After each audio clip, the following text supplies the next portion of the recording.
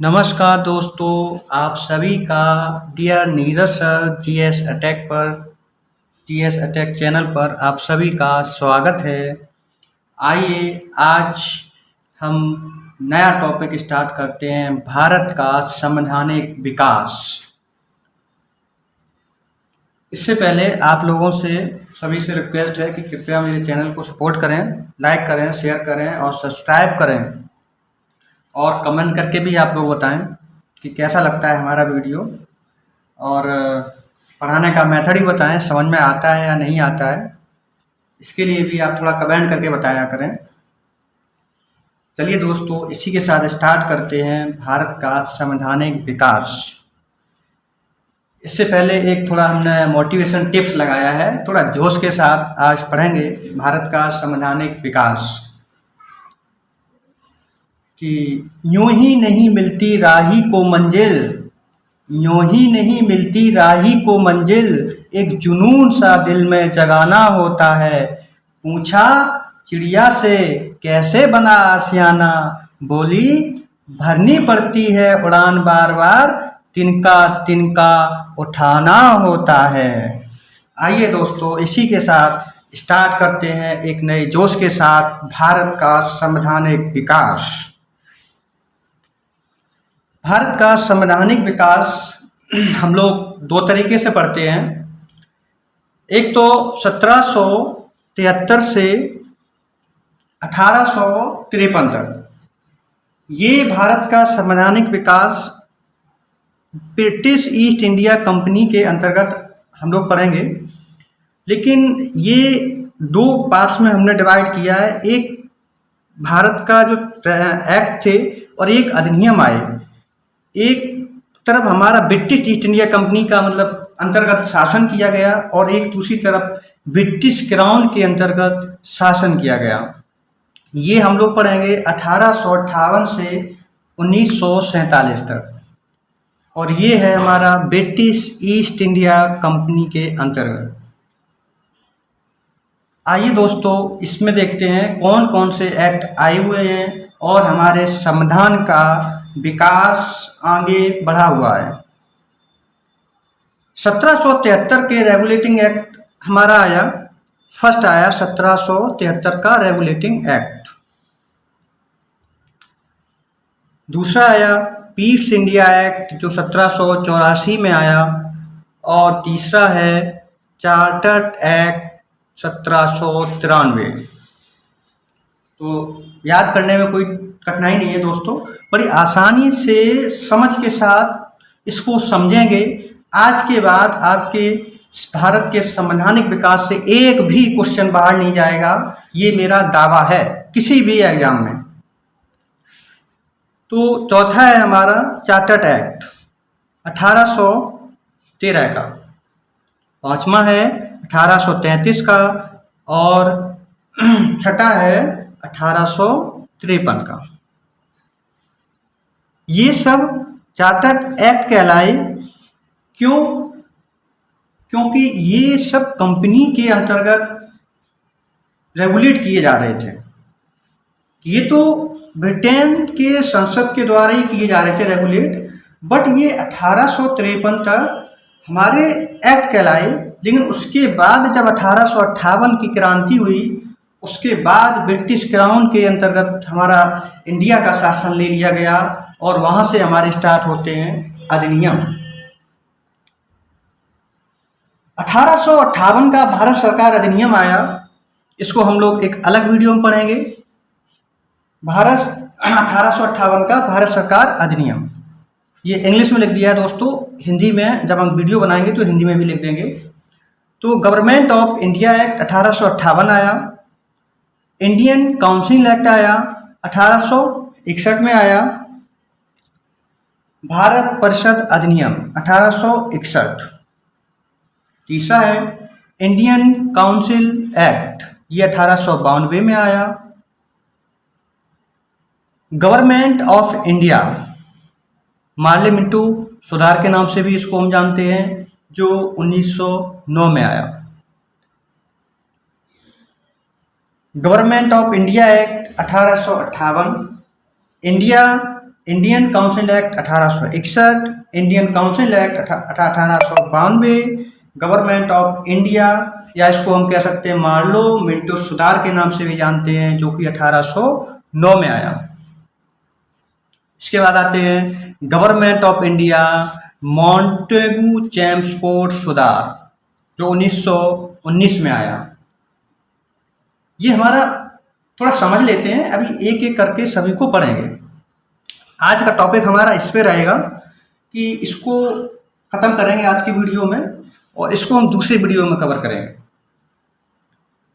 Government of India act हमारा आया 1935, ये बहुत ही मस्ट है, इसको हम डिटेल से पढ़ाएंगे। अगस्त प्रस्ताव आया 1940, क्रिस प्रस्ताव 1942, कैबिनेट मिशन 1946, माउंटेनबेटन योजना 1947। तो दोस्तों स्टार्ट करते हैं हमारा आज, इसको थोड़ा एक बार रिवीजन कर लेते हैं। इसको हम नेक्स्ट वीडियो में पढ़ाएंगे तो अच्छे से याद हो जाएगा, कोई दिक्कत नहीं, लेकिन आज हम इस पे फोकस करते हैं। इसको हमें कैसे याद करना है, किस तरीके से पढ़ना है और समझ के पढ़ना है कि आज के बाद आपको भारत का संवैधानिक विकास में कोई भी प्रॉब्लम ना हो।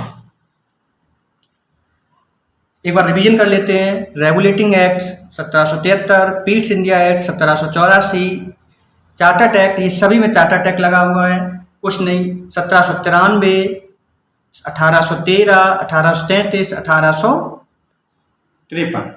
तो 1800 वाले 3 हैं, 1700 वाले 3 हैं, तो 73, 84, 93, 13, 33, 53। इस तरीके से आप लोग थोड़ा एक दो बार पढ़ेंगे तो याद हो जाएगा। चलिए दोस्तों स्टार्ट करते हैं। Regulating act 1773। आइए दोस्तों स्टार्ट करते हैं रेगुलेटिंग एक्ट। दोस्तों रेगुलेटिंग एक्ट को पढ़ने से पहले इसके पीछे की पृष्ठभूमि को थोड़ा जान लेते हैं कि एक्चुअली में ये आया क्यों भारत में, कि इसको ब्रिटेन के संसद से इसको क्यों भेजा गया। इसके लिए थोड़ा हमें पीछे जाना पड़ेगा। एक्चुअली में इस पार्ट को, भारत के संविधान के विकास को, हम लोग हिस्ट्री में भी पढ़ते हैं और पॉलिटिकल में भी पढ़ते हैं, इसलिए थोड़ा हिस्ट्री में हमको पीछे जाना पड़ेगा। हिस्ट्री में आपको लेके चलते हैं। जब भारत में ईस्ट इंडिया कंपनी आई थी तो एक व्यापारिक संस्था थी, लेकिन हौले हौले शीघ्र ही देखते देखते राजनीतिक शक्ति में ये बदल गई। ऐसा क्यों हुआ, कैसे हुआ, थोड़ा जानते हैं। लॉर्ड क्लाइव ने प्लासी के युद्ध में 1757 में प्लासी का युद्ध हुआ। उस समय बंगाल के नवाब सिराजुद्दौला को हराकर ईस्ट इंडिया कंपनी को बंगाल प्रांत का स्वामी बना दिया था। प्लासी के युद्ध में लॉर्ड क्लाइव ने नवाब सिराजुद्दौला को हरा करके बंगाल का प्रांत को स्वामी बना दिया, और उसके बाद जब बक्सर का युद्ध हुआ तो 1764 में मीर कासिम और अवध के नवाब सिराजुद्दौला और मुगल सम्राट शाह आलम द्वितीय को पराजित कर अंग्रेजों ने भारत में ब्रिटिश साम्राज्य की नींव रख दी। बाद में चल करके क्लाइव ने इलाहाबाद की संधि 1765 में द्वारा बंगाल, बिहार व उड़ीसा की दीवानी का अधिकार प्राप्त करके स्वयं को भारत में ब्रिटिश साम्राज्य के संस्थापक के रूप में घोषित कर दिया। तो हुआ क्या दोस्तों, इस संधि के बाद 1765 की संधि के बाद ये लोग अब व्यापारी ना होकर के यहाँ के प्रशासनिक बनने लगे, यहाँ पर अपनी सत्ता स्थापित कर ली। 1764 के बक्सर के युद्ध के बाद इन लोगों ने बंगाल पर अपना स्थापित कर लिया, और इसी के साथ क्लाइव ने द्वैध शासन की स्थापना की और बंगाल में भारी लूट मार की, भ्रष्टाचार किया, लोगों को यहाँ से भारत से इतना धन लेकर गया ब्रिटेन में कि वहाँ के लोग इसको हीन दृष्टि से देखने लगे। ब्रिटेन में दोस्तों ये लोग यहाँ पर इतना धन लेकर जाते थे कि वहाँ के लोग भी इनको एक हीन दृष्टि से देखने लगे। जब ये लोग इतना पैसा यहाँ से ले जा रहे थे तो ब्रिटिश के समाज के दूसरे वर्णों के लोग जो थे उनको ईर्ष्या होने लगी, आग भड़क दी, मतलब कि वहाँ के लोग इनसे जलने लगे। इसलिए इस कंपनी के व्यापार को, एकाधिकार को तोड़ने के लिए जी तोड़ कोशिश की गई। इस उद्देश्य को पूरा करने के लिए उन्होंने बंगाल में कंपनी के शासन पर हमला किया। उन्होंने भारत में ब्रिटेन लौटने वाली कंपनी के एकाधिकारियों को अपना खास निशाना बनाया। इन अधिकारियों को नवाब कहकर प्रेस और मंच पर उनका मजाक उड़ाया जाता था।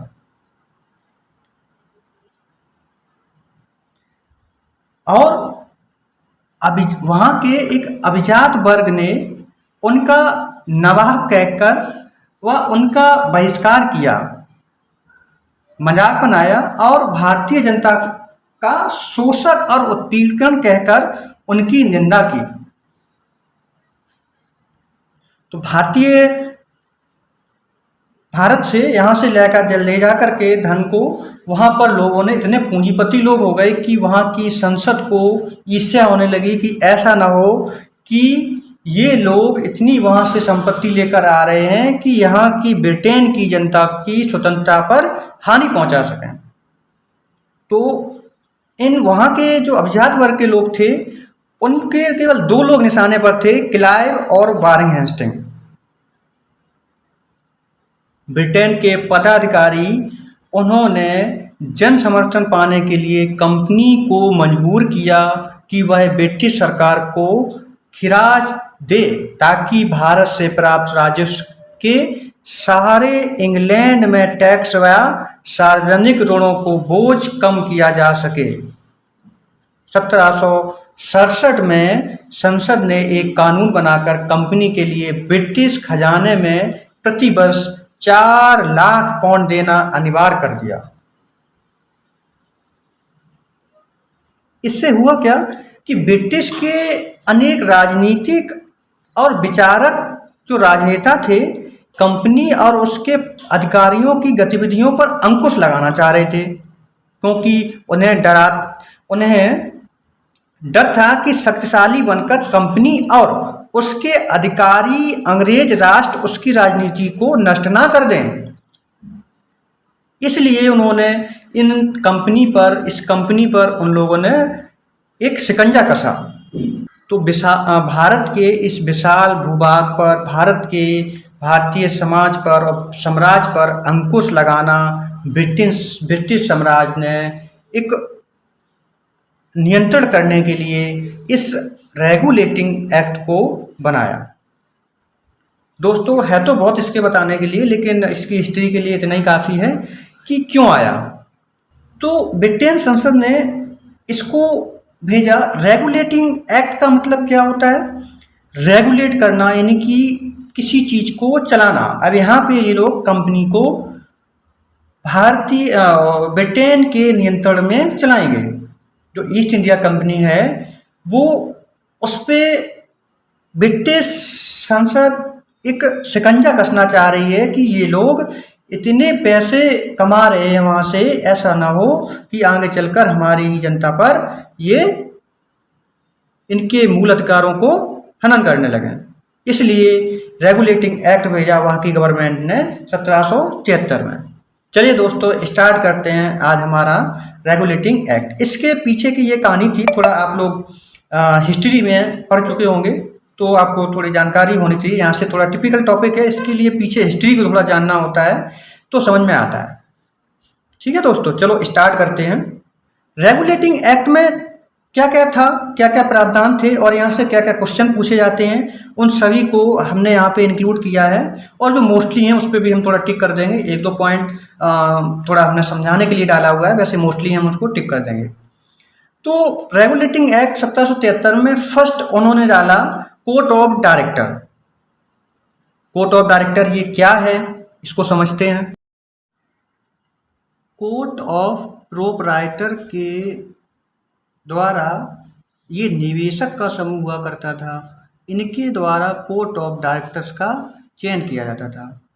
ये 24 ब्रिटिश साम्राज्य द्वारा हटाया जा सकता था, ये 24 सदस्य हुआ करते थे।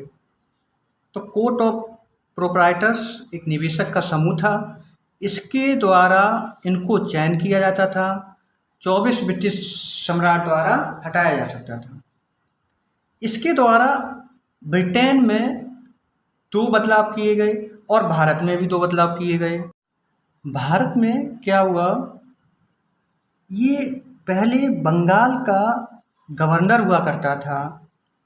पहले भारत में बंगाल का गवर्नर हुआ करता था, इसको गवर्नर जनरल कहा जाने लगा। तो आप लोग जानते भी हैं कि भारत के पहले गवर्नर जनरल कौन थे, बारिंग हेस्टिंग। इनके बारिंग हेस्टिंग या गवर्नर जनरल के अधीन हमारी 3 प्रेसिडेंसियाँ थीं। एक तो हमारी थी बंगाल, मुंबई और मद्रास। इन दोनों गवर्नर जनरलों को इस बंगाल के गवर्नर जनरल के अधीन कर दिया गया। पहला बदलाव तो ये हुआ, बंगाल के गवर्नर जनरल को बंगाल के गवर्नर को भारत का गवर्नर जनरल कहा जाने लगा। और पहले गवर्नर जनरल हमारे बारिंग हेस्टिंग बने। इनके लिए 4 सदस्यों की कार्यकारी समिति बनाई गई। ये क्या थी दोस्तों, ये इनके किसी भी निर्णय को पारित करने के लिए ब्रिटिश गवर्नमेंट ने इस रेगुलेटिंग एक्ट में पारित किया। तो ये था, ठीक है दोस्तों। जैसे कि कोई भी मत जो था वो निर्णय द्वारा लिया जाता था, निर्णय मत हुआ करता था। इसमें 4 सदस्य थे और हमारे एक थे गवर्नर जनरल, जो 5 हो जाते थे। इन 5 के द्वारा कोई भी मत पारित किया जाता था। जब कोई भी वोट 3 लोग जो किसी भी मत के लिए सहमत हो जाते थे तो वो मत हमारा पारित हो जाता था। इसमें जब अगर इसमें क्या हुआ, अगर मान लो कि 3 सदस्य पहले से ही किसी मत को पारित करना चाह रहे हैं या वो लागू करना चाह रहे हैं, तो इसमें गवर्नर जनरल की थोड़ी वैल्यू कम हो जाती थी। अब अगर मान लो कि 2 सदस्य हो गए तो इसमें तो बीच की बात आ गई, तो फिर इसमें गवर्नर जनरल जिसके साइड होगा वो मत पारित हुआ जाता था। तो ये पहला बदलाव किया गया, इसमें कि 4 सदस्य की कार्यकारी समिति बनाई गई। दोस्तों, इसमें आपका पूरा संविधान देखा जाए तो संसदीय व्यवस्था इसमें छुपी हुई है। पूरा संविधान का विकास इसमें छुपा हुआ है। किस तरीके से यहाँ से निर्णय मत लिया जाता है, जैसे कि आज हमारे पार्लियामेंट में किस तरीके से कोई भी बिल जब पारित होता है तो उसका निर्णायक मत होता है। जब लोग ज़्यादा उसका सपोर्ट करते हैं, जो पार्लियामेंट के मेंबर्स होते हैं, तो वो बिल पारित हो जाता है। तो यहाँ से हमारा बहुत ही बड़ा स्टार्टिंग हुई भारत में 4 सदस्य की कार्यकारी समिति से। तो दोस्तों, ये समझ में आ गया होगा। और क्या हुआ दोस्तों, कंपनी पर संसदीय नियंत्रण की स्थापना की गई। ये रेगुलेटिंग एक्ट लॉर्ड नॉर्थ द्वारा गोपनीय समिति की थी, रिपोर्ट समिति के द्वारा कि इसको बनाया गया। लॉर्ड नॉर्थ द्वारा, ये यहाँ के प्रधानमंत्री थे उस समय, तो लॉर्ड नॉर्थ द्वारा गोपनीय समिति की स्थापना या गोपनीय रिपोर्ट के द्वारा इसको बनाया गया। व्याप्त भ्रष्टाचार एवं कुशासन को दूर करना था इसका उद्देश्य, मैं पहले बता चुका हूँ। जो रेगुलेटिंग एक्ट का जो उद्देश्य था, जो व्याप्त भ्रष्टाचार बहुत ही ज़्यादा हो चुका था इस समय, और इसका रेगुलेटिंग एक्ट का जो उद्देश्य था वो भ्रष्टाचार को ख़त्म करना था। निर्देशकों की पदावधि 1 वर्ष से बढ़ाकर 4 वर्ष कर दी गई। और क्या हुआ, कंपनी पर संसदीय नियंत्रण की स्थापना की गई, जैसे कि हमने आपको अभी समझाया। तो ब्रिटेन से संसदीय नियंत्रण की स्थापना कर दी गई। और क्या हुआ, सर्वोच्च न्यायालय की स्थापना भी की गई। 1774 में कलकत्ता में सुप्रीम कोर्ट की स्थापना की गई। प्रथम मुख्य न्यायाधीश, इसके जो प्रथम मुख्य न्यायाधीश थे वो सर एलिजा इम्पे थे, और ये मुख्य न्यायाधीश थे और 3 अन्य न्यायाधीश थे। अन्य 3 कौन कौन से थे? चैम्बर्स थे और लिमिस्टर थे और हाइड थे।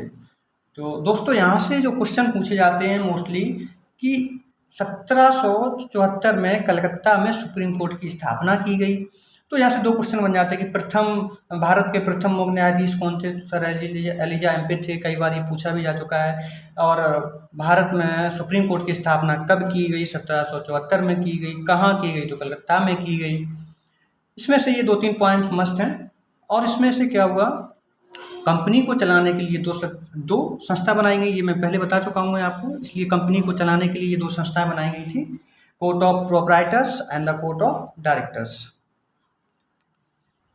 तो आपको समझ में आ गया होगा कि 1773 के रेगुलेटिंग एक्ट में क्या क्या प्रावधान थे और कहाँ कहाँ से क्वेश्चन आते हैं। बस इससे बाहर आपके क्वेश्चन नहीं जाएंगे, ये मेरा दावा है। इसमें 1773 के रेगुलेटिंग एक्ट में एक संशोधन किया गया, 1781 में आया। इसको हम लोग सेटलमेंट एक्ट ऑफ सेटलमेंट के नाम से भी जानते हैं। इसमें क्या किया गया, ब्रिटिश संसद द्वारा 1781 में 2 समितियां बनाई गईं। पहली थी प्रवर समिति, गुप्त समिति, ये दूसरी थी। ये दोनों समितियों का जो काम था वो भारत में न्याय व्यवस्था को बनाए रखना था और इसकी जांच भी करना था।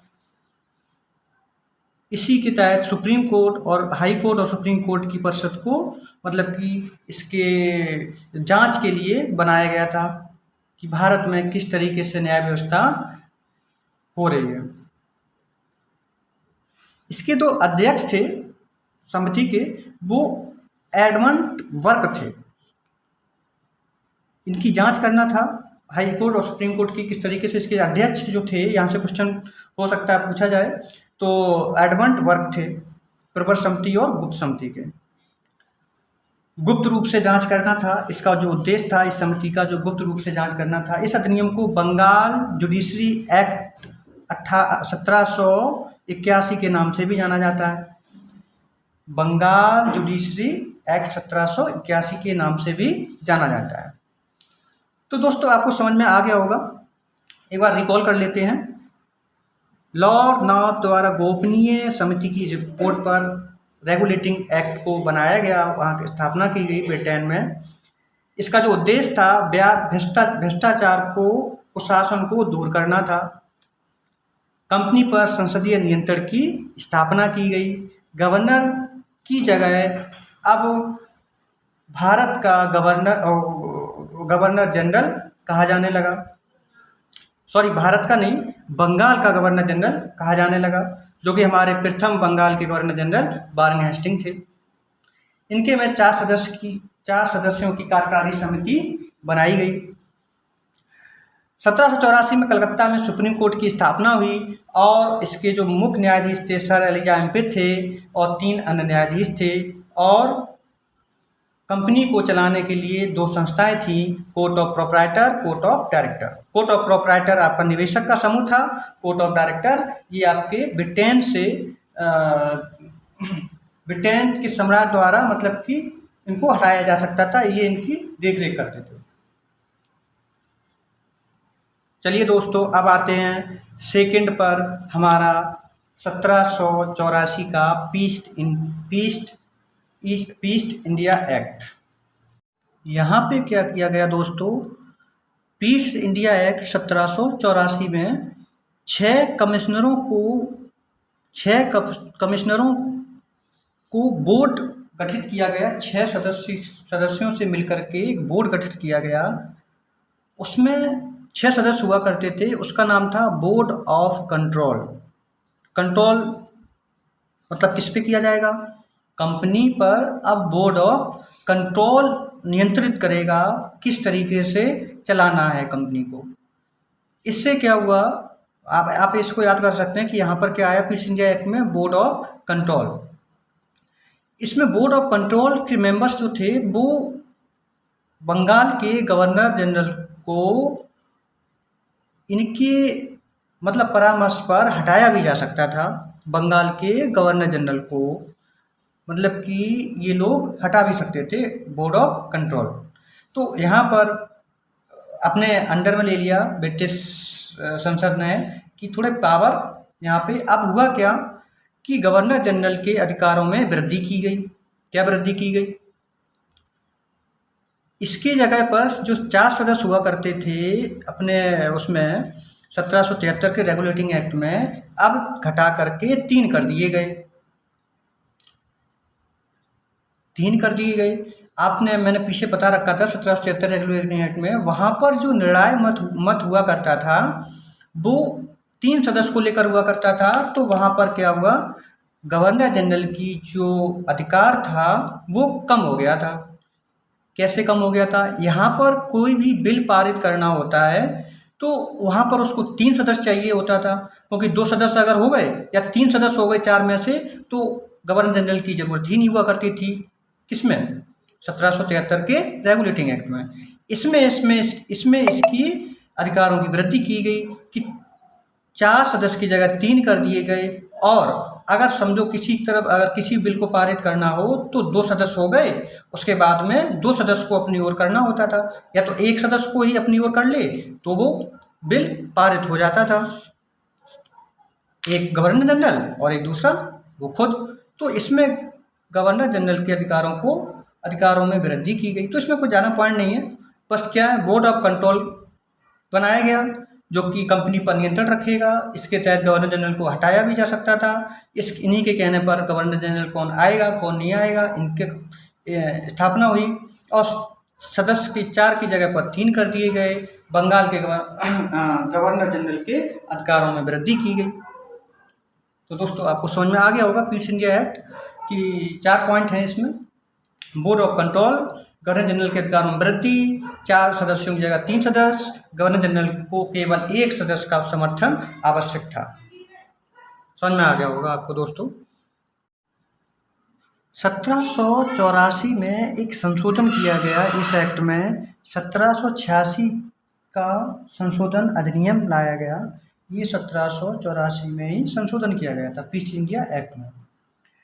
ये संशोधन एक्चुअली में कॉर्नवालिस के संबंध में था। पर्सनली कॉर्नवालिस के संबंध में लाया गया। गवर्नर जनरल को मुख्य सेनापति घोषित किया गया। कॉर्नवालिस के संबंध में लाया गया और गवर्नर जनरल को मुख्य सेनापति घोषित किया गया। 1786 का संशोधन लाया गया जो कि हमारे ईस्ट इंडिया एक्ट में ही संशोधन किया गया था। इसके तहत और एक परिवर्तन किया गया। परिषद के निर्णय को रद्द करने का अधिकार, अपना निर्णय लागू करने का अधिकार किसको दिया गया? गवर्नर जनरल को दे दिया गया। परिषद, कौन सी परिषद की बात हो रही है? बार बार परिषद आ रही है। परिषद, अरे इसकी जो परिषद थी ईस्ट इंडिया एक्ट में रेगुलेटिंग में जो परिषद बनाई गई थी, इसमें भी परिषद आया था। 4 से 3 कर दिए गए और उसमें 4 थे। ये इसी परिषद के लिए निर्णय रद्द करने का अधिकार और अपना निर्णय लागू करने का अधिकार गवर्नर जनरल को दे दिया गया। 1786 का संशोधन अधिनियम के तहत। इसमें 2 पॉइंट्स हैं, मोस्टली कभी पूछ लिए जाते हैं, तो 1786 में इतना ही रखना है आपको, या 2 पॉइंट। अब आते हैं 1793 का चार्टर्ड एक्ट। 1793 का चार्टर्ड एक्ट में क्या हुआ? कंपनी का शासन 20 वर्ष के लिए बढ़ा दिया गया। 20 वर्ष के लिए बढ़ा दिया गया। आपको पता है जब सर एलिजाबेथ ने 1600 में कंपनी की स्थापना की तो वहाँ से ये क्रम स्टार्ट हो गया है, जितने भी चार्टर्ड आएंगे उसमें भी 20 वर्ष के लिए बढ़ाया जाएगा। यहाँ भी 20 वर्ष, यहाँ भी 20 वर्ष, यहाँ भी 20 वर्ष और नीचे वाले में भी 20 वर्ष। इसमें क्या हुआ, 1793 का चार्टर्ड एक्ट में परिषद के निर्णय को रद्द करने का अधिकार कॉर्नवालिस को दे दिया गया। ये तो आपने इसमें भी पढ़ा था और इसमें भी कॉमन है, तो इसको भी आप याद कर सकते हैं कि 1793 में ये चीज़ इंक्लूड करके इन्होंने भेजी कि 1793 में कॉर्नवालिस को किसी भी परिषद के निर्णय मत को, यहाँ पर इनका अधिकार बहुत ही बढ़ गया। जो गवर्नर जनरल था यहाँ पर उसका अधिकार बहुत ही बढ़ा दिया गया। बंगाल के गवर्नर जनरल को बम्बई मद्रास का, बंगाल के गवर्नर जनरल के अधीन जो मुंबई के और मद्रास के गवर्नर जनरल थे उनके अधिकारों को बंगाल के गवर्नर जनरल के अधिकारों में उनके अधीन कर दिया गया। तो इसमें 1793 में 3 पॉइंट हैं। कंपनी का शासन 20 वर्ष के लिए बढ़ा दिया गया, परिषद के निर्णयों को रद्द करने का अधिकार कॉर्नवालिस को दिया गया और बंगाल के गवर्नर जनरल को मुंबई मद्रास का अधिकार दिया गया। बंगाल के गवर्नर जनरल को मुंबई मद्रास का अधिकार दिया गया। ये तो अधिकार पहले भी मिल चुका था। अब आते हैं दोस्तों 1793 का चार्टर्ड एक्ट आपको समझ में आ गया होगा। अब आते हैं, इसमें से मोस्टली इतना ही याद करना है। इसमें से अब आते हैं यहाँ से 1813 का चार्टर्ड एक्ट। यहाँ से ये इम्पोर्टेंट है, 3 चार्टर, यहाँ से क्वेश्चन मोस्टली बनाए जाते हैं, बहुत ही ज़्यादा क्वेश्चन यहाँ से पूछे जाते हैं। 1813 का चार्टर्ड एक्ट, इसमें भी कंपनी का अधिकार 20 वर्ष के लिए बढ़ा दिया गया 1813 का चार्टर्ड एक्ट में। और इस समय में दोस्तों मतलब ब्रिटेन में, यूरोप में पुनर्जागरण हो चुका था, औद्योगिक क्रांति हो गई थी, वहाँ पर औद्योगिकरण हो गया था। तो वहाँ पर क्या था, सूती वस्त्रों की जो प्रोडक्शन था वो ज़्यादा मात्रा में हो रहा था, तो उनको अपने माल को सप्लाई करने के लिए एक जगह चाहिए थी। तो उन्होंने क्या किया कि भारत व्यापार पर एकाधिकार समाप्त कर दिया गया। किसका?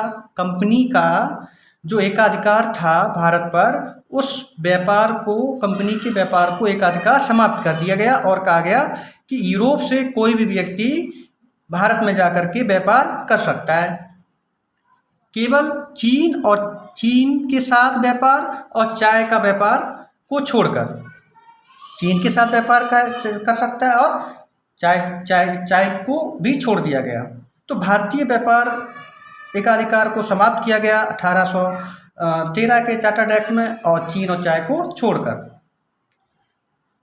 ठीक है दोस्तों, अब आता है 3rd पॉइंट कि कंपनी द्वारा शिक्षा पर 1 लाख रुपए व्यय करने का प्रावधान किया गया। तो देखो दोस्तों, मतलब ये कोई शौक से नहीं करते थे कि कंपनी को, मतलब ये लोगों को दिखाना चाह रहे थे कि देखो हम आपके लिए अच्छा काम कर रहे हैं।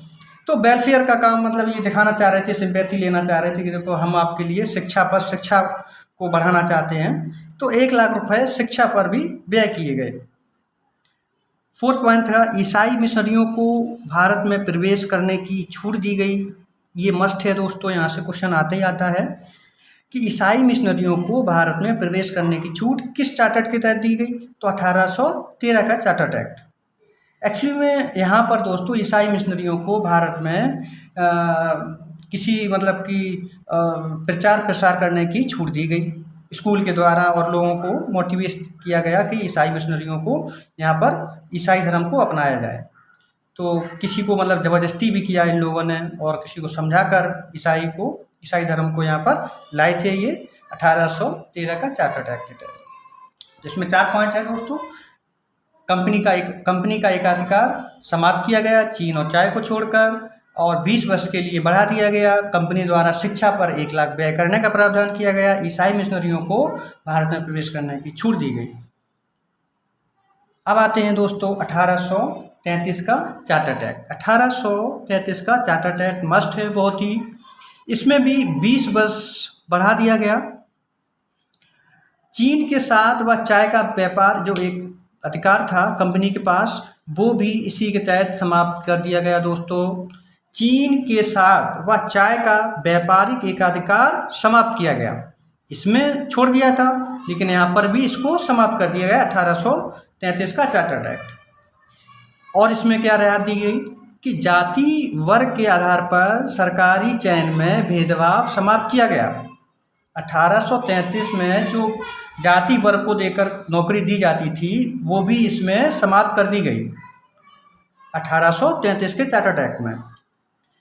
बंगाल का गवर्नर जनरल भारत का गवर्नर जनरल कहा जाने लगा। ये भी पूछा जाता है क्वेश्चन कि भारत का गवर्नर जनरल किस चार्टर के तहत बनाया गया था, तो 1833 का चार्टर्ड एक्ट। प्रथम गवर्नर जनरल विलियम बेंटिंग बने थे। ये आप लोग जानते भी हैं, वैसे नहीं जानते तो देख लो यहाँ पर। प्रथम गवर्नर जनरल विलियम बेंटिंग थे, भारत के प्रथम गवर्नर जनरल। भारत के प्रथम गवर्नर जनरल वो बंगाल के थे, यहाँ तक बंगाल के चलते आ रहे थे, यहाँ से भारत के गवर्नर जनरल कहा जाने लगा। और क्या हुआ, परिषद में एक विधि सदस्य प्रथम जो थे, परिषद में एक विधि सदस्य भी लाया गया। विधि सदस्य का मतलब यहाँ पर विधि आयोग मतलब बनाया गया, उसमें एक विधि सदस्य को लाया गया जो कानून को देख रेख कर सके और वहाँ पर जो संसद में लोग बैठे थे मेंबर्स, उनको ये जानकारी दे सके। तो परिषद में एक विधि सदस्य प्रथम जो थे वो मैकाले थे। 1833 में एलन गुरु द्वारा दास प्रथा को भी समाप्त किया गया। दोस्तों, दास प्रथा चली आ रही थी हमारे बहुत ही दिनों से।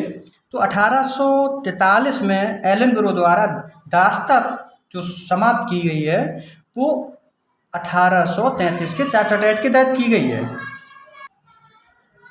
और इसमें भारतीय प्रशासन का केंद्रीकरण भी किया गया। तो इसमें इसी से मोस्टली पॉइंट आते हैं कि भारतीय प्रशासन का केंद्रीकरण कर दिया गया। जैसे कि अपने केंद्र में सरकार है, अभी केंद्रीय सरकार राज्य सरकार होती है, तो इसमें भारतीय प्रशासन का केंद्रीकरण किया गया 1833 के चार्टर्ड के तहत।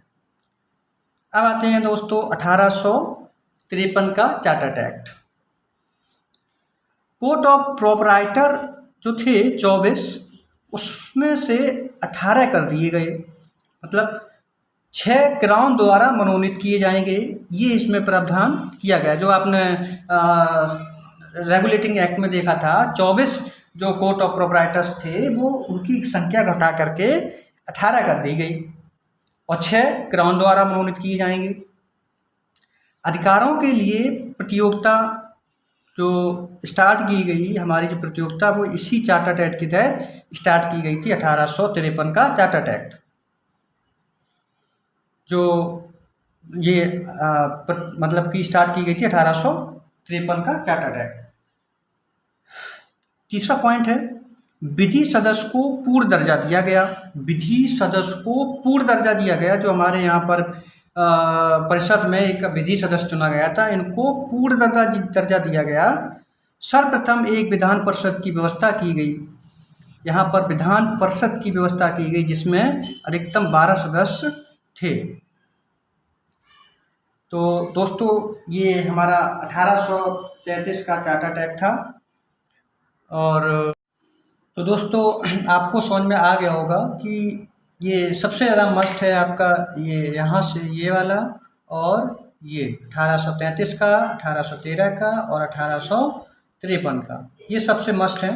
इसी में से क्वेश्चन पूछे जाते हैं। एक बार रिकॉल करते हैं थोड़ा सा। 1833 का चार्टर्ड एक्ट पुनः 20 वर्षों के लिए बढ़ाया गया। चीन के साथ व चाय का व्यापारिक एकाधिकार समाप्त किया गया। जाति वर्ग के आधार पर सरकारी नौकरी चयन में भेदभाव समाप्त किया गया। बंगाल का गवर्नर जनरल भारत का गवर्नर जनरल हो गया, जो कि हमारे प्रथम governor general Lord William Bentinck थे। और अब ये पूरे भारत का कहा जाने लगा गवर्नर जनरल। पहले बंगाल का गवर्नर कहा जाता था, अब ये पूरे भारत पर मतलब कि राज करेगा। तो परिषद में एक, उसके बाद आता है हमारा परिषद में एक विधि सदस्य जोड़ा गया जो कि हमारा कानून के तौर पर आया था। जो प्रथम थे लॉर्ड मैकाले थे। इनको मतलब वोट देने का अधिकार नहीं था। किसकी परिषद में?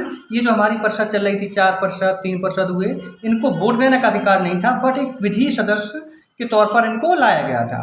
तो 1853 में एक एलन ग्रो द्वारा दास्ता प्रथा का अंत किया गया, भारतीय प्रशासन का केंद्रीकरण किया गया। तो इतने पॉइंट हैं दोस्तों, इसको थोड़ा रिवीजन करोगे, 1-2 बार वीडियो देखोगे तो याद हो जाएगा। फिर उसके बाद आता है 1853 का चार्टर्ड एक्ट। इसमें कोर्ट ऑफ जो डायरेक्टर्स था उसमें 24 से 18 कर दी गई। यहाँ से क्वेश्चन बहुत ही कम आता है, रेयर केस में कहीं आ जाए तो आ जाए, लेकिन यहाँ से ये 3 पॉइंट्स मस्ट है। 2 पॉइंट्स, अधिकार के लिए प्रतियोगिता परीक्षा शुरू की गई। कंपनी को चलाने के लिए एक अधिकारी लोगों को नियुक्त किया परीक्षा कराई जाएगी। जो शिक्षित लोग हैं उनके लिए ये परीक्षा कराई जाएगी। यहाँ से ये क्वेश्चन बनते ही बनता है दोस्तों कि अधिकारियों के लिए प्रतियोगिता प्रथम बार किस चार्टर्ड एक्ट के थ्रू शुरू की गई थी? तो 1853 का चार्टर्ड एक्ट। उसके बाद विधि सदस्य का पूर्ण दर्जा दिया गया। पूर्ण दर्जा का मतलब क्या हो गया यहाँ से कि इसमें यहाँ पर इसको वोट देने का अधिकार नहीं था, अब इसमें इसको विधि सदस्य में, परिषद में इसको वोट देने का अधिकार मिल गया 1853 का चार्टर्ड एक्ट में। तो ये विधि सदस्य को पूर्ण दर्जा दिया गया। सर्वप्रथम विधान परिषद की व्यवस्था की गई जिसमें अधिकतम 12 सदस्य थे। दोस्तों आपको समझ में आ गया होगा। आज का वीडियो हमारा यहीं पर ख़त्म करते हैं क्योंकि काफ़ी लेंथी वीडियो हो गया है। तो दोस्तों थोड़ा अच्छे से समझाने के लिए थोड़ा टाइम तो लगता ही है, लेकिन आप एक बार इस वीडियो को अच्छे से देखो, ध्यान से देखो, तो आपका एक भी क्वेश्चन परीक्षा में नहीं छूटेगा। चलिए दोस्तों यहीं पर हम अपना वीडियो समाप्त करते हैं। दोस्तों आप लोग थोड़ा सपोर्ट करिए, वीडियो को लाइक करिए, शेयर कीजिए एंड चैनल को सब्सक्राइब कीजिए और कमेंट करके ही बताइए दोस्तों कि कैसा लगा हमारा वीडियो। नमस्कार, जय हिंद, जय भारत।